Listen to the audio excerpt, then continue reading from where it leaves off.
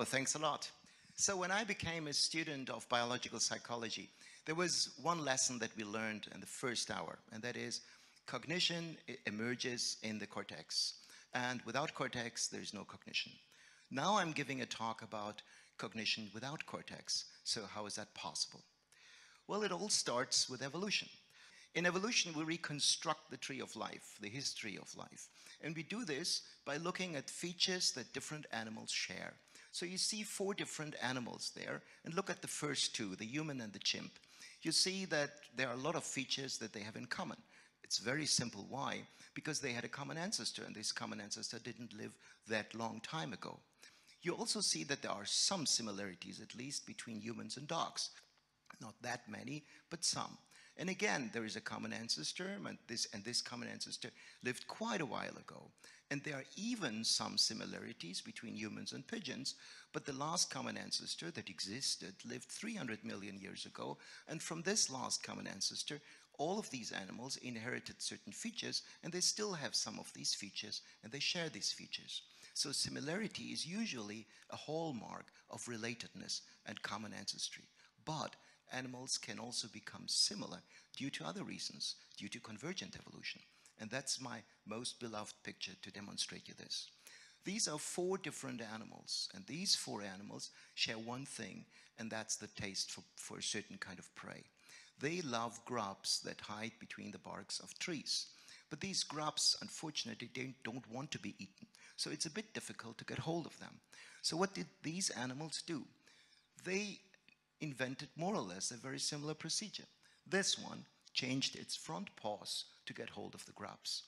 This one changed the hind paws to get hold of it. This one changed its beak, and this one changed its brain. And as a result, it was able to use tools, in this case, cactus spines, to get hold of the grubs.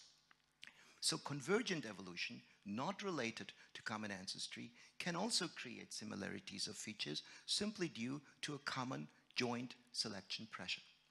Now comes the question that keeps me awake all the night, and that's this one.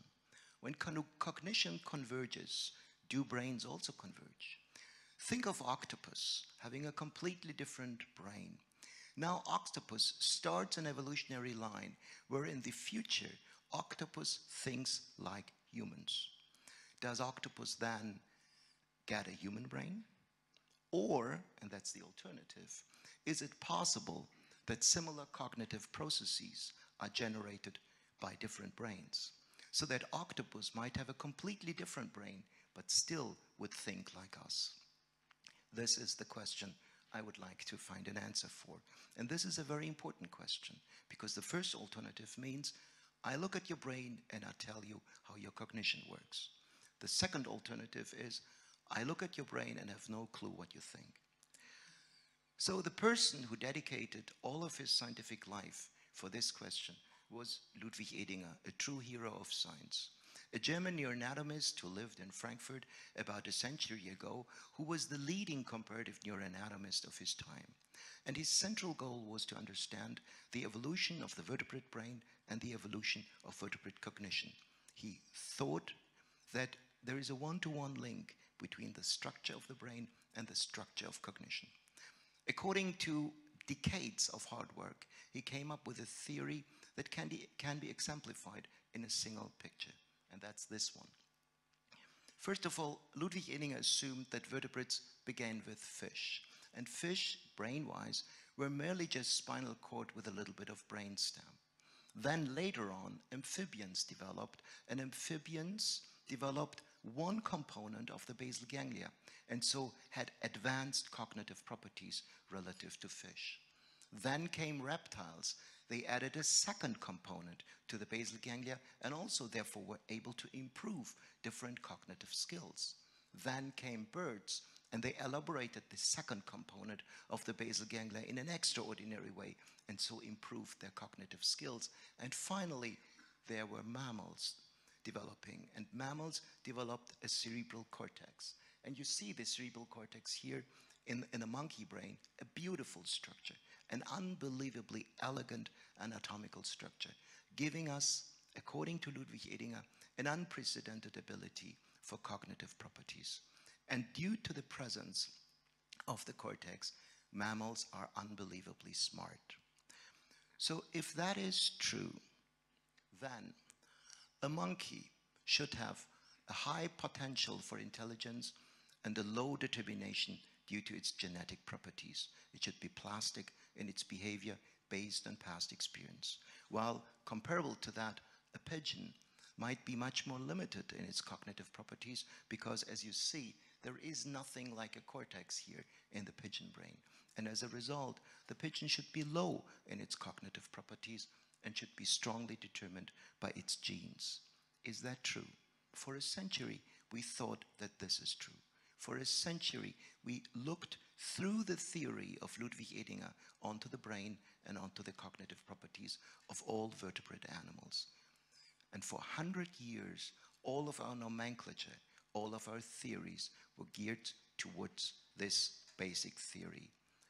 And it turned out that the theory is wrong.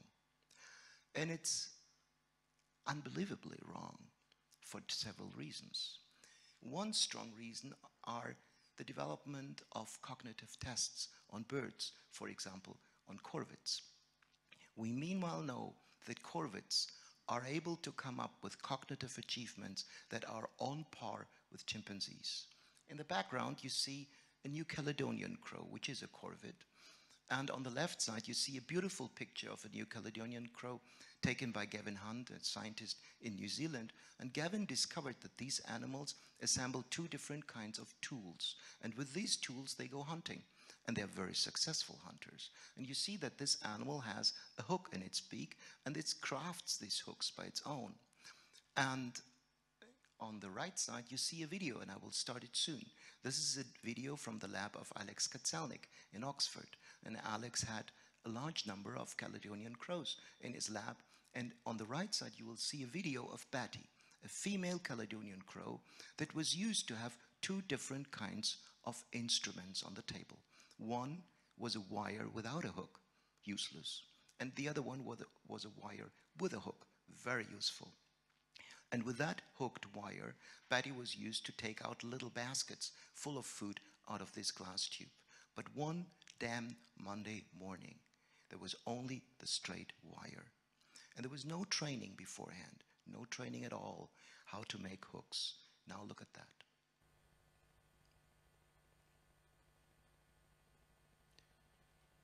Well, oh yes, now it starts. You see, straight wire doesn't work. Frustration on Monday.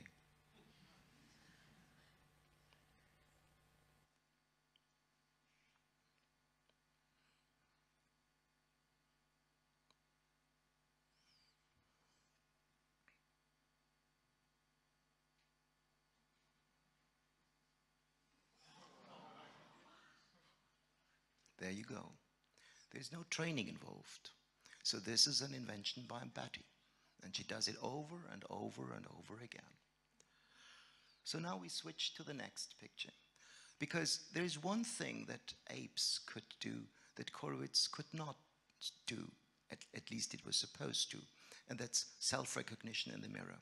Only a very small number of animals are able to do that. Among them humans, chimps, and orangutans. So we tested magpies, which are corvids, in my lab in Bochum for self-recognition in the mirror. What we did was to place black or yellow marks in that region, at this throat region, where the animals are unable to see themselves. A black mark on a black plumage is not visible even when you look into the mirror. So it did not make a difference if the animals had a mirror or not. With a black mark, they were practically not scratching themselves at that spot. But if you give them a yellow mark and give them a mirror, that's what happens. So you see Gertie, one of our animals, being confronted with a mirror. And you see that Gertie has a yellow spot on the throat. At least you should see it. But you don't see it. Maybe I should push the button a second time. No? Oh, it's there. Oh yes, sorry for that. So Gertie has looked into the mirror and now swept away the mark. Final quality control. Gertie is happy again. So now we have facing a problem. Here is an animal with 8 grams of brain, and this brain has no cortex. And it is cognitively on par with chimpanzees that have 400 grams of brain and a cortex.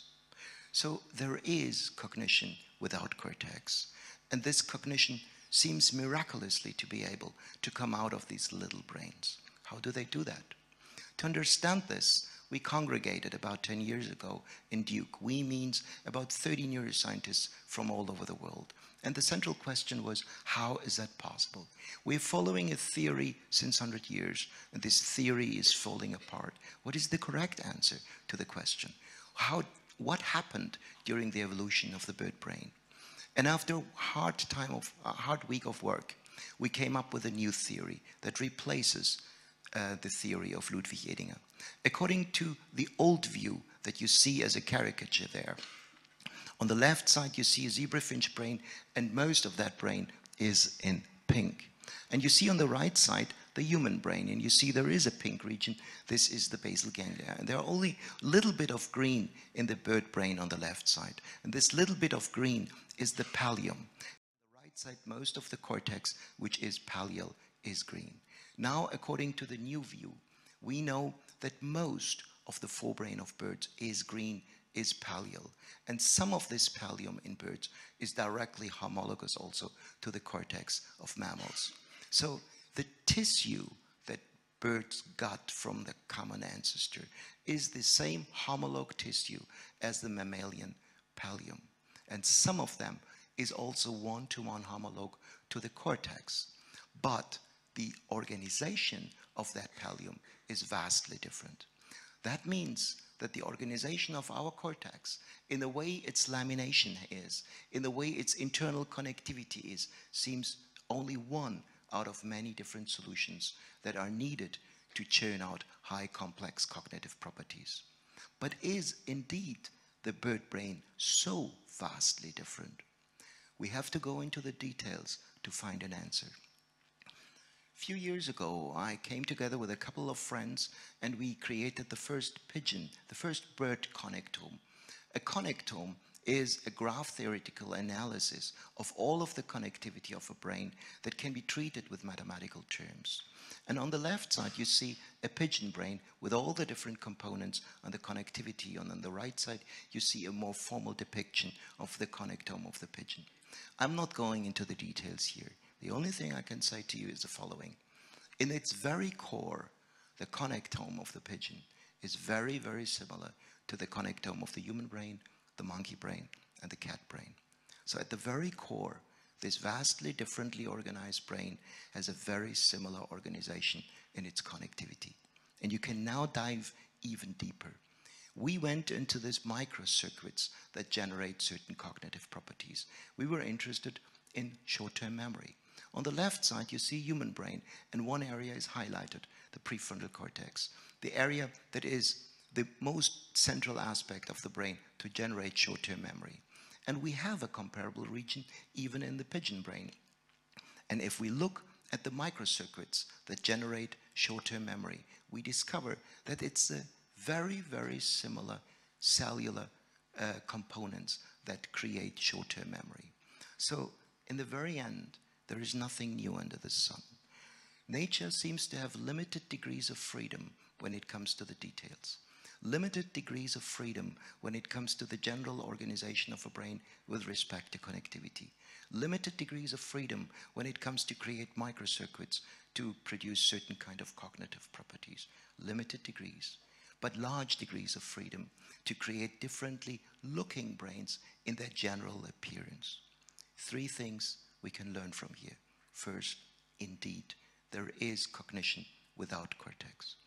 The lamination and most other aspects of the cortex are not necessarily needed to churn out high complex cognitive properties. Second, if we dive into the details, we see how limited the repertoire of nature seems to be, how much nature repeats itself to come up with always the same properties.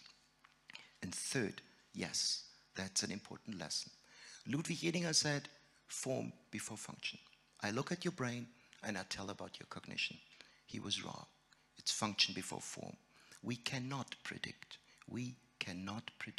cognition just by looking at the brain structure. Thanks a lot.